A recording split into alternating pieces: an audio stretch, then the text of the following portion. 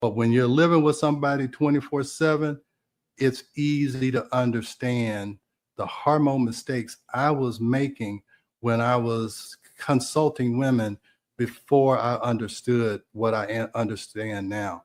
So this is my life work. This is why me and my wife wrote, Are Your Hormones Making You Sick? Because this is so important, because it was making her sick.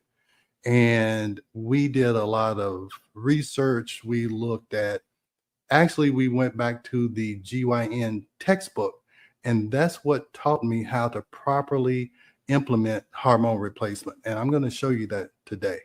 So I'm going to tell you the 5 hormone mistakes that women over 40 make. And it's also, maybe my next podcast will be the hormone mistakes women under 40 make, because, women under 40 are always diagnosed with PCOS. And I'm going to talk about that a little bit later.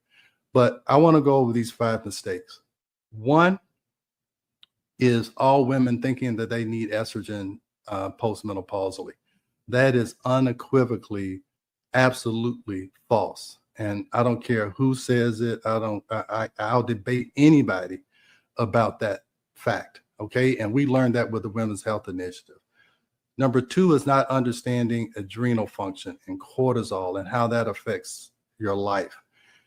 The reason why we wrote the book, The Stress Connection, because we figured out just using bioidentical hormones, estrogen and progesterone, it doesn't correct everything. There is a certain number of patients who have cortisol issues, and it's a lot of patients over 40 or 50 because of the stressors they've been through, that cortisol is affecting their hormones. And if you don't correct both of those, you're never going to get the full impact of that balance. The third one is that women think that weight gain after 40 is just inevitable. You just don't know how many times I've heard patients come in at 50, 52 and said, for 2 or 3 years, they've been trying to lose weight and they can't do it. And I ask them, when did that start? And they always say at menopause. Now, the fourth one is using the wrong test. And that is really my life work, is that you cannot use blood. And I'm going to prove that, no doubt about it. And I'll prove it with the textbook. So this is not something that I've gone off on the rails and tried to prove myself. It's in the textbook. It's in the textbook. Okay. And then the fifth one is thinking that women need testosterone, or that testosterone for women is how you gain energy. And that's wrong. Testosterone is a male hormone. And the only thing it really does for women is to maintain their muscle mass, if that is a problem.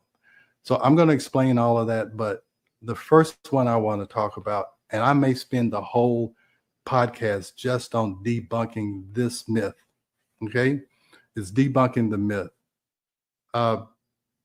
Hey, Rebel, am I freezing? Yes, you are. There you go. Much better. Okay.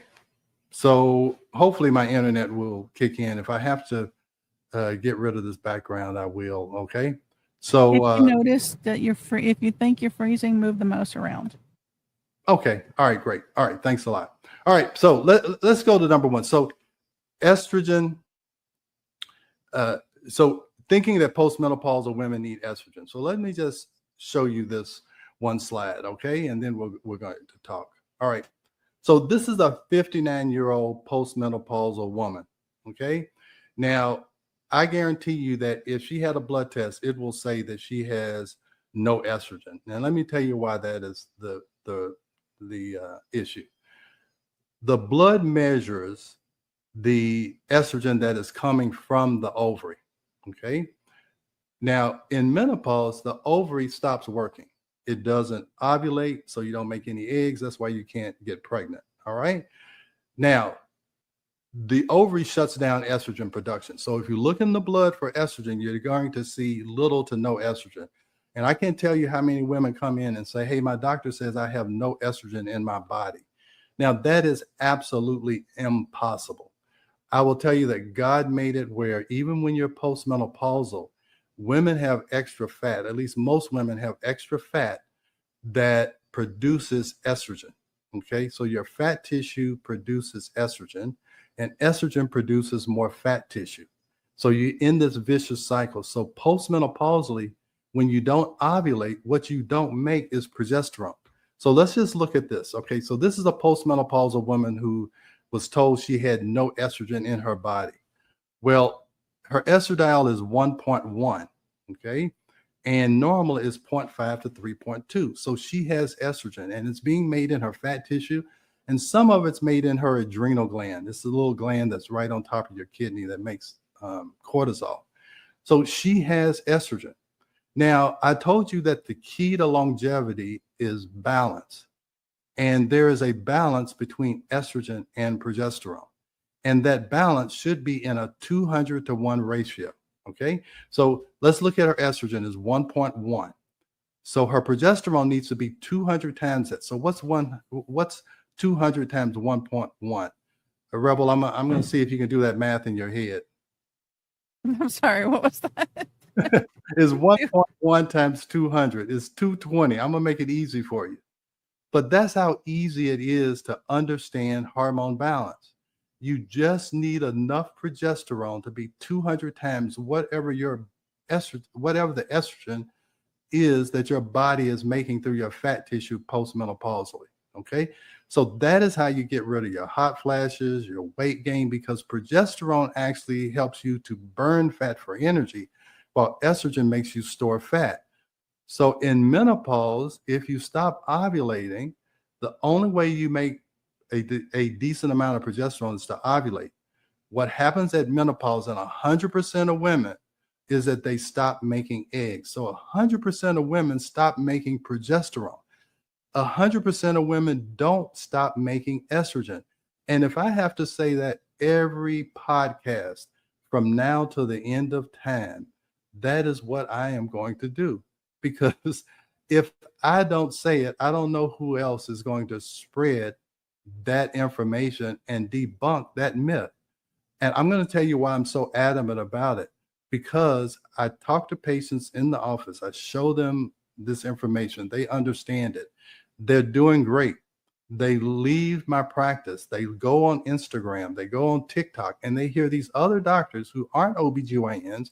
And even if they are OBGYNs, they don't do what I'm telling you to do. So I don't mean to be too aggressive, but I have spent 30 years trying to get this message out.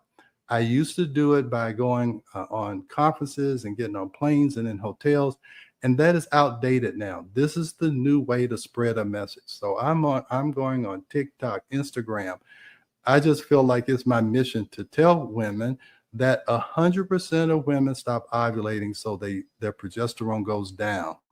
So here's how you do this. So I need to get this progesterone up to at least 220 so that this woman can start to feel normal again, so that she can start to lose weight, she can sleep, she can stop having hot flashes. I will tell you 80 to 85% of my patients are just on progesterone. So let's see what happens when you do this. All right. So I gave her 100 milligrams of oral progesterone, compounded slow release progesterone. Okay, this is when I retest her in 3 months. Now, her estradiol has gone down to 0.9, but that's no problem. Maybe she lost some weight because of the progesterone, so her estradiol actually went down because she has less fat tissue. But that's still fine. She's still in the reference range. I have her progesterone up past 220, and her progesterone estrogen ratio is 247. That is the key, is the ratio, the balance, the ratio between those two.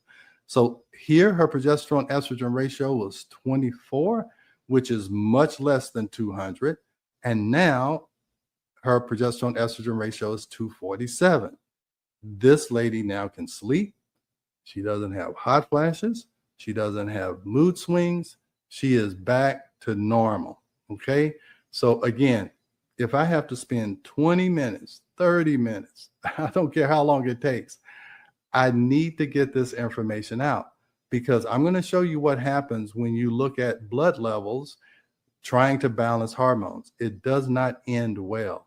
And it may go fine for a while, but when you're being overdosed with hormones, it taxes your liver and eventually it becomes a problem. You get overdosed and your cells start to be desensitized. So again, this is my life's work. If I have to say this, I'm going to say it at the beginning, and I'm going to say it in the middle, and I'm going to say it at the end. And I'm in an all-out war against misinformation that's on Instagram and TikTok